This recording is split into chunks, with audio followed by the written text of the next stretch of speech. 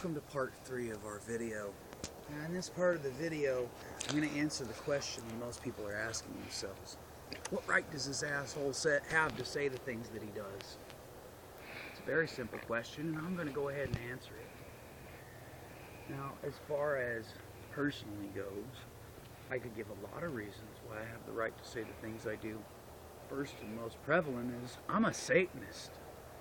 I can do as I choose. And what I'm choosing to do is go after those people who are destroying faith. Because I believe in the precepts of Satanism. I believe in the path of self-enlightenment.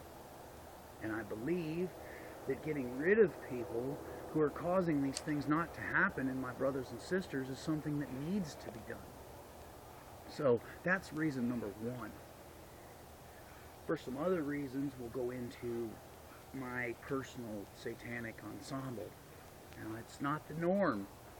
Most people wear hooded robes that cover their faces or whatever they choose to wear, and that's fine. Me personally, my ensemble is all a series of items that I've collected throughout my journey to discovery and Satanism. This coat, for example, that most people think is just your average trench coat that I use to make people afraid of me. This coat is actually my only remaining object from the United States Army, where I served 7 years and deployed 3 times. I spent a total of about 2.5 years out of this country, fighting for something that I didn't believe in. Continuing on in my ensemble, I hope you don't mind, I'm going to go ahead and open this up and show you the rest.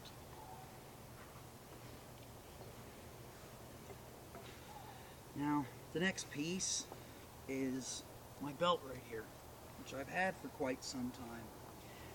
You may not be able to see it, but the nameplate on this belt reads Omen Cross, and it's always read Omen Cross, because that's who owns this title. Now, what does this belt represent? Is it just some big gaudy piece of waist jewelry? No. This denotes a title of mine, Hell's Champion. The one that, if you want this kind of title, you have to take it. You can't stand around and run your mouth. You can't bitch and complain. As wrestlers would put it, you gotta settle it in the ring. But I haven't found too many that are even worthy of trying, let alone anybody that's actually good enough to take it. And that's why it still sits right here around my waist.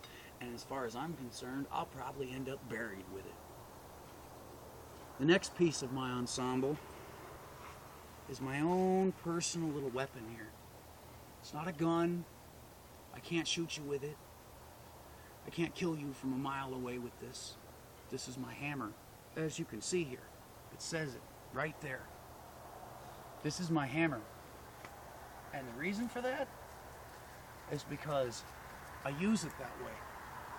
This isn't a simple baseball bat to me. But it's a simple baseball bat to everybody else until they're struck with it. The most interesting example of this bat as it pertains to people was my visit to Washington, D.C., where, while protesting amidst Anonymous and Tea Party groups and everything else, I went dressed just as you would see here, with the bat inside the belt, safely, not easy to just get out. Obviously, if I had to do this, it would take some time, and if somebody actually felt threatened, they would have more than enough time to get away. But this simple baseball bat was a reason why 3 armed police officers had to stand in front of me and demand that I take it and put it away. With their guns in their hands right over the top of them, they threatened me with arrest over a baseball bat that you can buy at Walmart. Now, I don't know how much people know about their right to bear arms, but it doesn't just apply to guns. It applies to anything you use to defend yourself. But, of course, to police, anything that they can't control is a dangerous weapon. And they told me, what was it?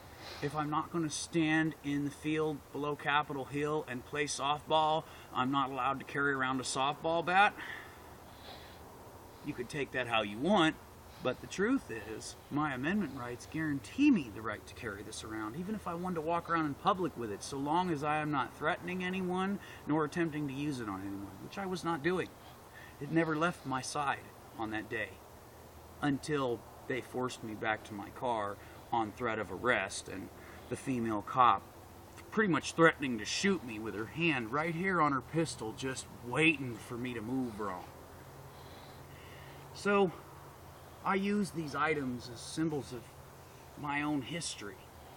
And the other thing that I carry around in my satanic ensemble is this right here. It's a very simple thing that I'm sure a lot of people have, but this is what I call my unholy symbol. Now, those who have played D&D, they know the functionality of a holy symbol and what it does. I can claim and I can prove and I can have other people attest that I have used other symbols in the past to do things that most people aren't capable of. I've removed unwanted succubi from women before because they took over and the female wasn't willing. She was fighting, but she needed help. I've done this, and I carry things around to do it now, just in case I should ever find myself in a similar situation. For while most of our family down below can be trusted to serve the right purpose, that does not mean all of them can. I understand this, and I'm prepared for it at any time. But I will continue to carry around these things until somebody has the balls to try and take them from me. And in doing so, I can guarantee one of two things will happen. Either the people that come to take this will, as Mr. Phrase threatened to do, bring guns and gangs and everything else to try and overwhelm me with force and with gunshots and with all the things that sissies use because they wouldn't survive with a baseball bat. Especially not against me.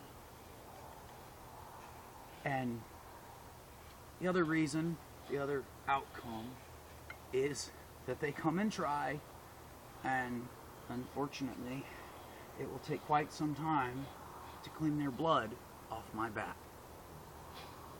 I won't bother cleaning up the broken pile that lies on the ground, because somebody will find it eventually.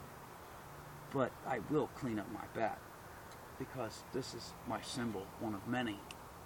And I know my family, my real family, they have symbols of their own. They have their own symbols, they have their own necklaces, they have their own way of dressing, and that's perfectly acceptable. Hell, I'd encourage it. I'd encourage every Satanist to go get a robe or a trench coat or something to show off who you are, because you should be proud of that. I walk around in public like this because I'm not scared of who I am. I know who I am inside. I know who my father is. I know what it means to live in the dark. And I know I have a very large family. But inside that family currently, I still have some shitbags that need dealt with. So whether that means that we as a family can unite against these morons and make it understood that these are not leaders, these are not people to be trusted, they are not our friends, they are destroying what Satanism really means to the individuals who practice it.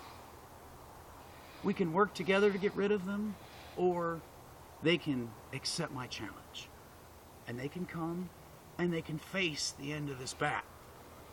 And when they do, I don't want to hear any whining about what bones I broke or how much is left of you, because you brought these things on yourself.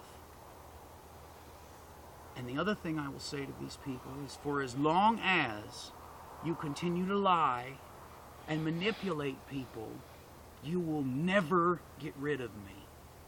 Because unlike most of the family, I'm strong enough to stand up and defend what's right. If you don't like it, go away.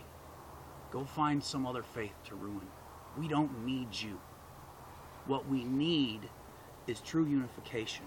And we cannot do that for as long as selfishness and stupidity plague our family. Hail to the Father and to all his true children.